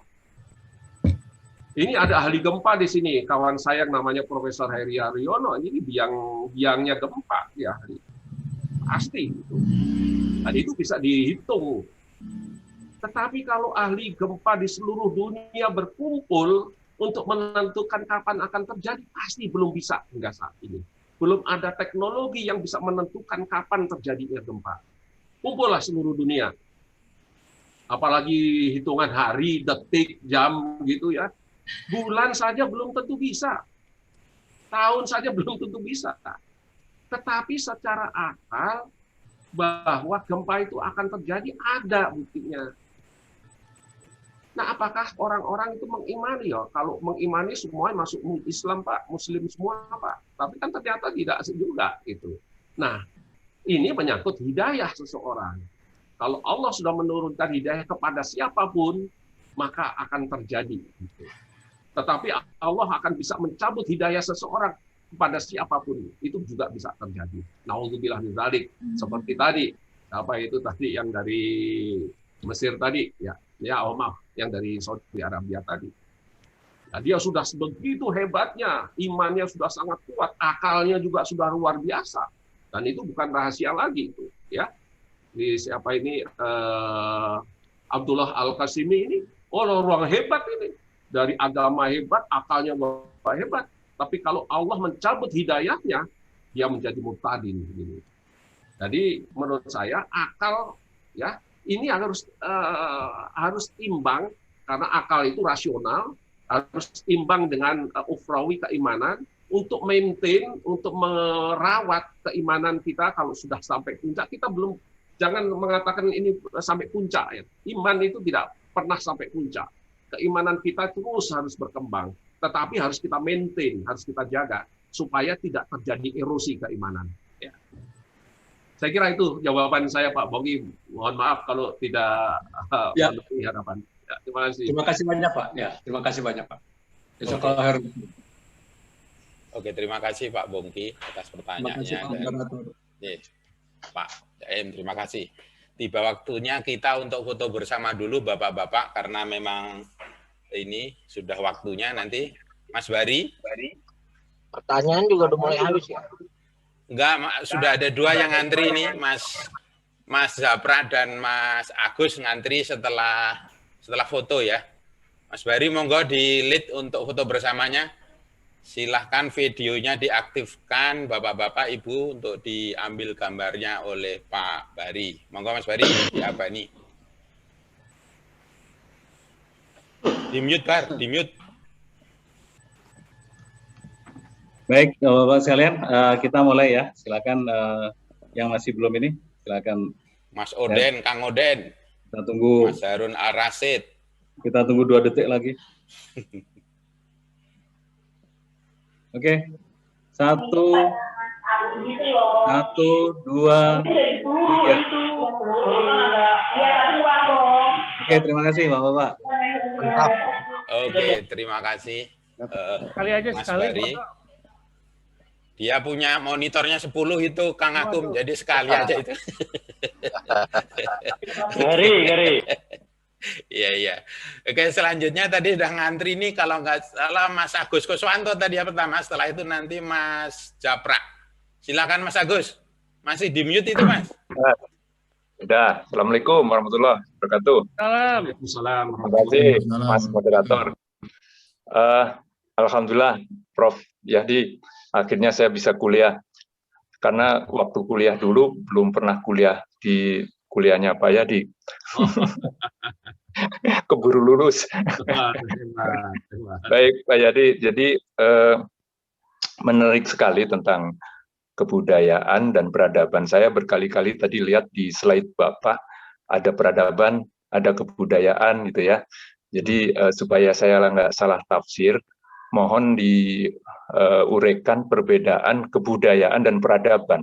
Sebenarnya di mana apa yang batasan disebut kebudayaan? Apakah misalkan sains, teknologi itu kebudayaan atau peradaban? Kemudian sosial, politik, komunikasi masuk peradaban atau kebudayaan? Kadang-kadang saya rancu di situ, Pak.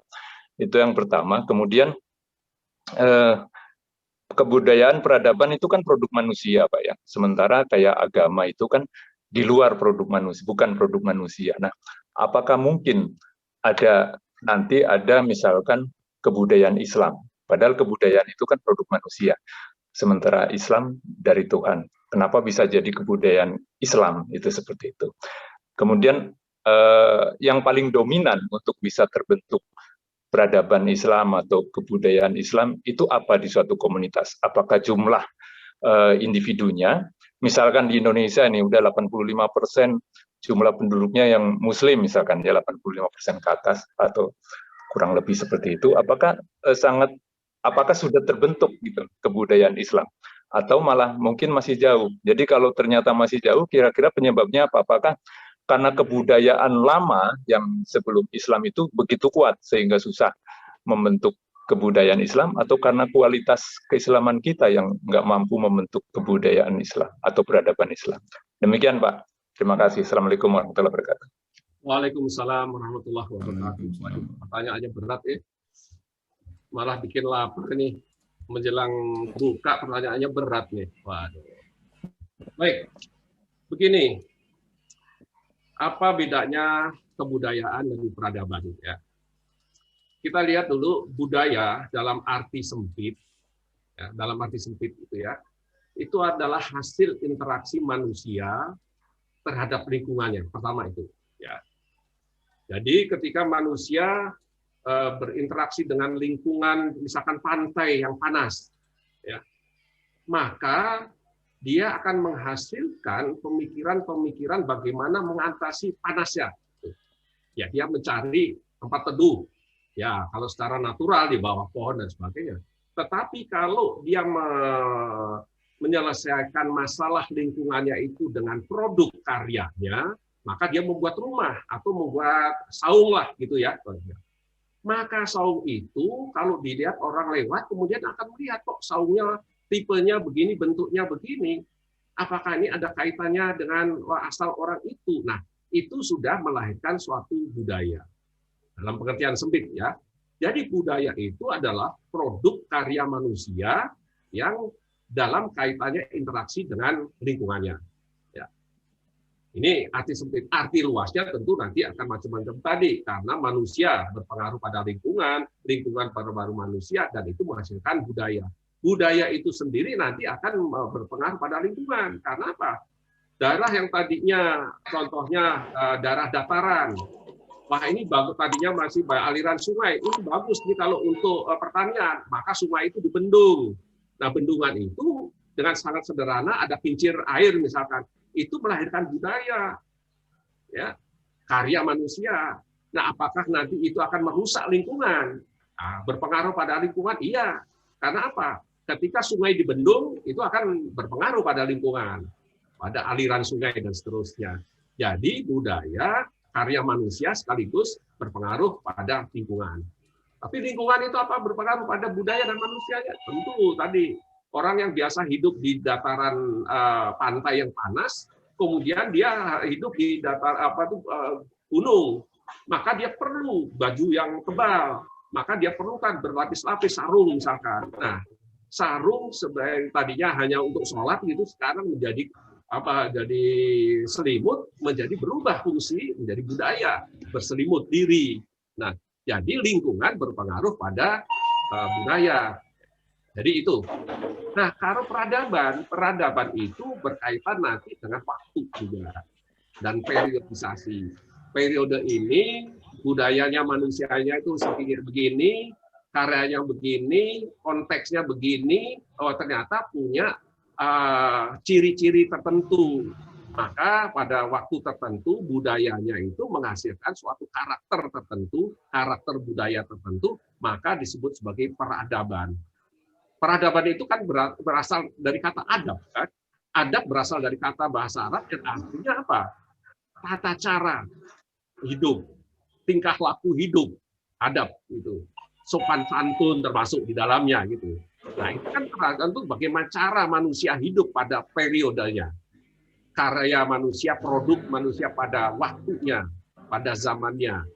Yaitu pada produk manusia pada zamannya tadi kan budaya kan, sehingga periodisasi ada kaitannya dengan waktu. Peradaban itu ada waktu gitu ya. Jadi pertama itu ya. Kedua, Islam apakah bisa menjadi kebudayaan gitu ya. Islam bukan sebagai agama, bukan kebudayaan. Islam adalah turunan langsung dari Allah melalui Quran dan hadis Rasulullah.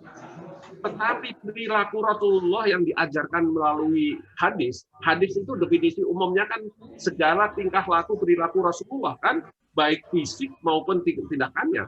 Nah, Rasulullah itu pada waktu tidak melakukan perilakunya, itu kan membuat budaya juga. Tetapi budaya yang kemudian dikaitkan dengan syariat untuk tidak tidak menyalahi keimanan. Contohnya misalkan jangan di rumah itu ada patung, ya. Jangan ada gambar-gambar hidup. Itu jelas itu Rasulullah dalam lewat hadisnya, saya lupa hadisnya mana itu. Nah, jadi dua hal yang berbeda. Rasulullah memberikan contoh yang nanti yang menjadi budaya Islam. Budaya Islam yang bagaimana gitu ya. Mencukur kumis tapi memelihara jenggot. Itu budaya itu sebenarnya. Tapi menjadi syariat seakan-akan, tapi sebenarnya itu sebagai ciri saja untuk membedakan dia Islam atau non Muslim kan, ya. Jadi kita harus bisa membedakan antara ya budaya Islam yang lahir dari karya-karya orang Islam yang diawali oleh Rasulullah dengan para sahabatnya, dan Islam sebagai agama yang tidak bisa ditambah kurangi karena sudah termaktub di dalam Al-Quran dan hadis Rasulullah. Ya. Nah, kemudian mayoritas, apakah yang kalau mayoritas kemudian bisa ini budaya Islam? Nah, itu sangat tergantung dari kaumnya. Bagaimana kaumnya itu mengimani kemudian ini dengan syariatnya.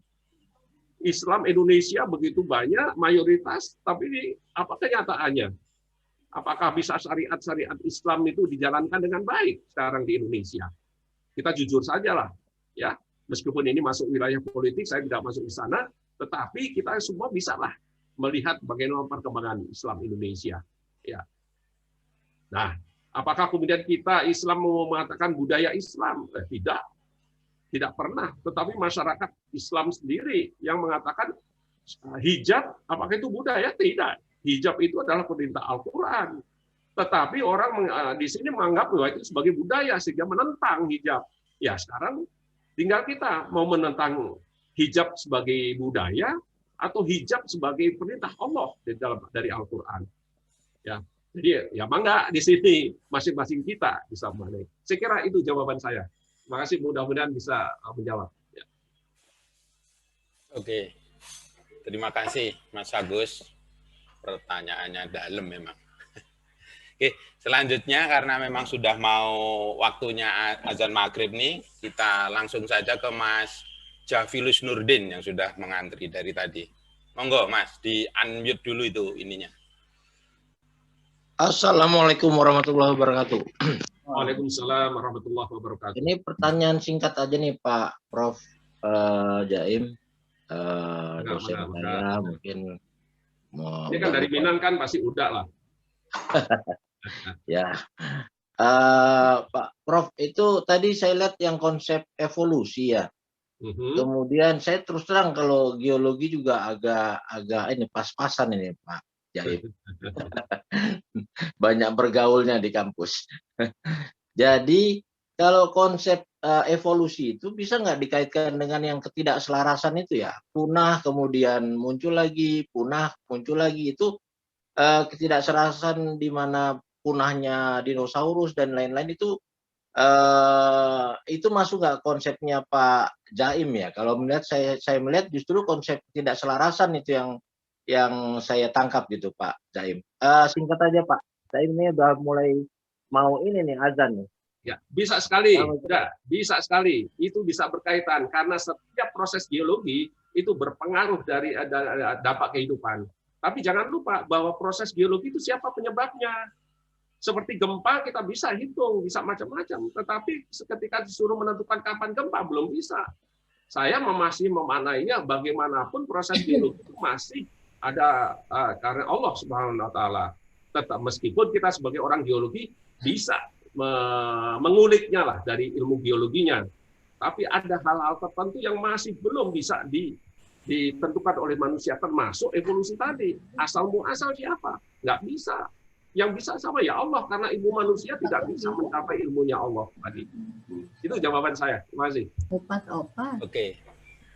Terima kasih Mas Japrak. Saya manggilnya Mas Japrak itu, Mas Jafilus Nurdin itu Pak Jaim. Udah, adiknya udah. Udah ya. Ya, ini mungkin yang selanjutnya terakhir kali, karena memang sudah mau waktu buka, tapi barangkali saya mohon Mas Heri Harjono ini mau menanggapi gitu. Oh ya. Sebagai menutup Mas Heri ya. Masih di mute itu Mas. Ustadz Jawa Timuran ini, ayo silakan. Masih di mute Pak. Ya. Ustadz, silakan Ustadz. Oke, sedikit saja. Saya kira terima kasih Prof. Jaim. Suaranya kita kecil. beruntung menjadi Kecil. Suaranya ya? kurang besar. Suaranya volumenya kurang besar. Kurang jelas? Ya. Ya. Oke, sebentar. Bentar. Kurang besar? Ya udah, cukup lah. Oke. Sudah Pak. Sudah. Sudah. Ya, saya ini aja. Kita beruntung pernah sekolah geologi. Banyak hal di Al-Quran itu kisah-kisah itu kisah pilihan ya. Kisah pilihan dari sekian banyak itu adalah kisah yang dipilih oleh Allah untuk kita jadikan pembelajaran ya, belajar. Nah, geologi sangat berperan menurut saya segitu ya, terutama ilmunya Pak Profesor Jaim ini bagian-bagian yang atas antara korelasi dan kejadian ya. Nah, saya ingin sebetulnya saya dan teman-teman itu sedang menggagas itu. Sebetulnya bukan saya penggagasnya, ada almarhum Profesor Umar Anjarajan dulu ketua LIPI, kepala LIPI. Kita itu menggagas itu arkeologi Al-Quran ya. Quranic archaeology, semacam itulah ya. Jadi kita menggagas cerita-cerita karena cerita itu pasti valid lah, 100% valid.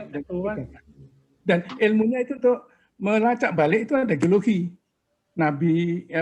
Gempa Nabi Lot kita bisa lacak balik sampai umurnya ya. Ya, Nabi Lot. Kemudian cerita Nabi Musa, cerita Nabi itu banyak sekali mengenai climate change, cerita Nabi Yusuf. Nah, mungkin kapan-kapan kita cerita itu ya. Mungkin banyak sekali yang kontribusi orang geologi pada pemahaman atau menjabarkan kembali apa-apa yang dalam di Al-Quran itu ya. Banyak sekali. Ya, itu saja mungkin waktunya mau habis gitu. Tapi kita semua mungkin alhamdulillah kita beruntung pernah sekolah geologi. Ya, saya dulu kebrusuk gitu masuk geologi, tapi sekarang saya bilang alhamdulillah saya dari geologi gitu ya. Terima kasih, hebat. Siap. Terima kasih. Terima kasih Mas Eri, ini kita tunggu nanti waktunya. Monggo Pak Zaim mau menanggapi atau gimana?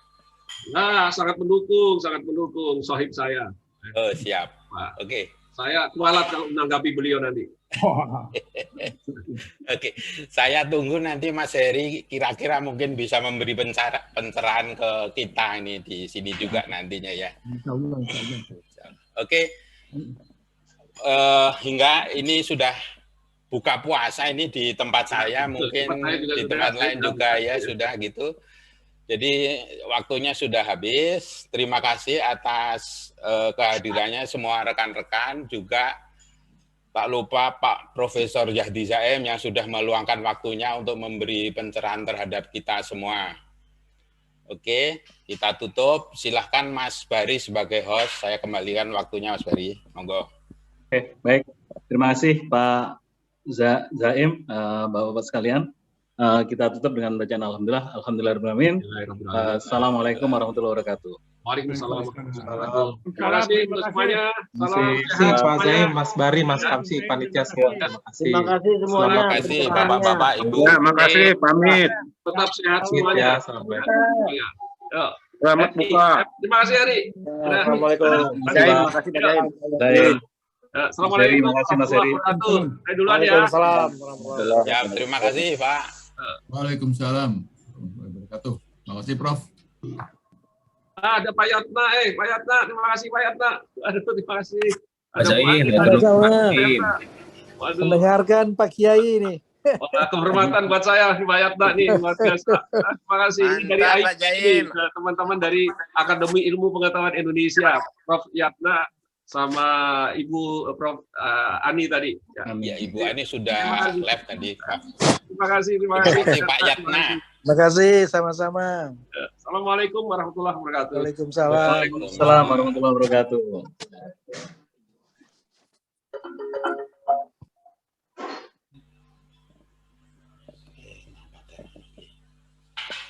Dermaga 90 memang mantap. Wis, Bang Japra paling mantap lah. Buka dulu dong, buka dulu.